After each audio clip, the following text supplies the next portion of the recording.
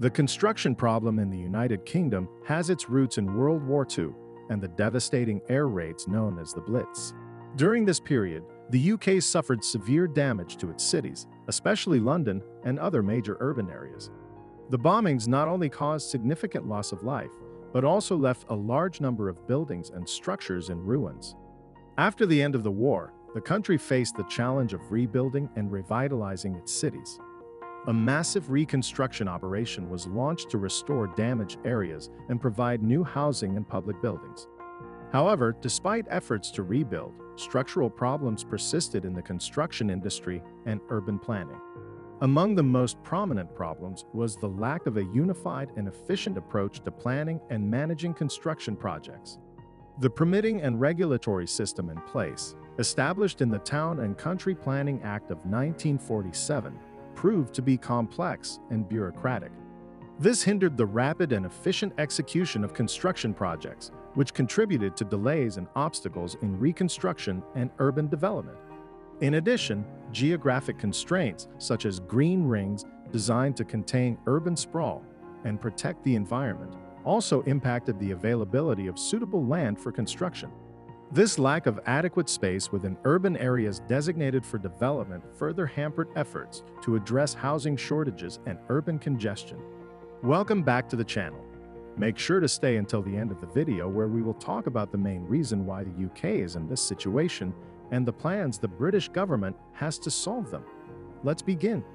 The restrictive legal and bureaucratic regime in the United Kingdom, centered on the Town and Country Planning Act of 1947, has been a central element in the management and control of urban development and construction in the country. This legislation established a system of planning permissions that gives authority to both central government and local authorities over the approval of development projects. In this system, the central government and local authorities are responsible for assessing and granting permits for construction projects at the national and community levels, respectively. However, instead of the zoning approach more common in other countries, where general rules for urban development are established, the UK opted for a more detailed and discretionary system. Under this system, each project must undergo individual assessment, which can lead to lengthy and complex approval processes. A distinctive feature of this system is the significant influence that local communities have on the project approval process. Prior to granting permits, local authorities often conduct public consultations to allow residents to express their views and concerns about proposed projects. In addition, pressure groups and residents have the ability to submit formal objections that must be considered by local authorities prior to final approval. While this approach can encourage community participation and ensure that construction projects are tailored to local needs, it can also result in significant delays and obstacles. Local community objections can lead to project review and modification, or even outright denial, which can negatively affect the viability and profitability of proposed developments. Geographical and environmental constraints, particularly in the form of green rings, have been a significant contributing factor to the housing crisis and urban congestion in the United Kingdom. These green rings were implemented since the 1930s as a measure to limit the uncontrolled sprawl of cities and protect surrounding natural and agricultural spaces. The idea behind the green rings was to contain urban sprawl and preserve areas of ecological and landscape value. However, this policy has had significant consequences for urban development and the availability of land for construction. Within these rings, the availability of land suitable for construction has become scarce, which has hampered efforts to address the growing demand for housing. As a result, the shortage of available land within these green rings has exacerbated the housing crisis in the UK. With less land available for new housing development, demand has far outstripped supply, leading to increases in house prices and further pressure on the housing market. This situation has contributed to the difficulty of access to housing for many citizens and has exacerbated the lack of affordable housing. In addition, urban congestion has also been exacerbated by these geographic constraints. With less land available for housing and other types of development, existing cities have experienced increased densification, leading to increased traffic congestion, a shortage of green space, and a lower overall quality of life. Quantity and quality problems in construction in the United Kingdom have become another issue of concern, partly due to the lack of competition in the sector and the domination of the market by large construction companies. First, the lack of competition in the construction sector has had a negative impact on the quality of homes built. With fewer competitors in the market, construction companies may feel less pressure to maintain high-quality standards in their projects.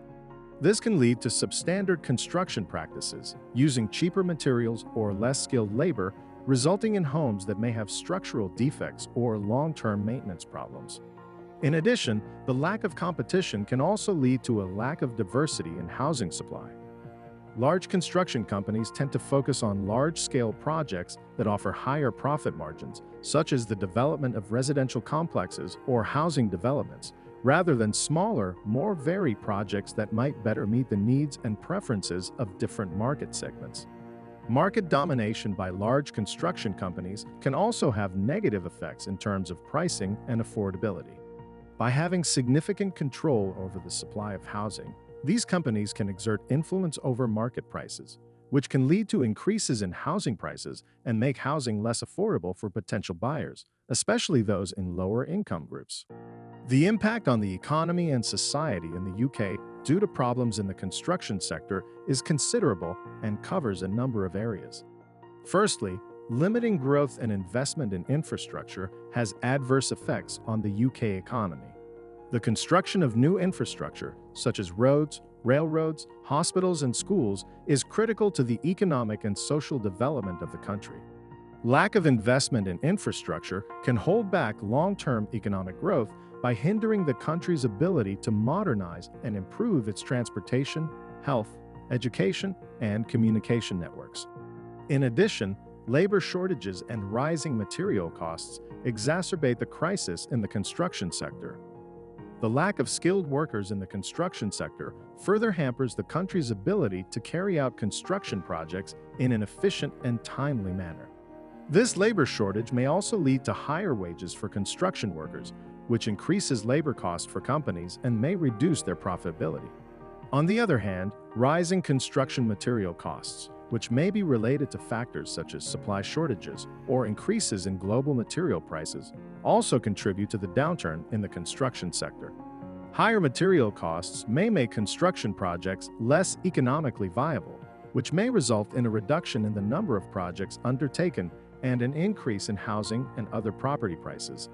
The UK government has responded to the crisis in the construction sector by announcing reforms aimed at streamlining the planning and construction processes. However, these measures have been criticized and are seen as insufficient to address the systemic challenges facing the country's construction industry. The government's proposed reforms include reduced timelines for local planning and permitting, as well as a greater emphasis on advisory rather than direct government intervention in the project approval process.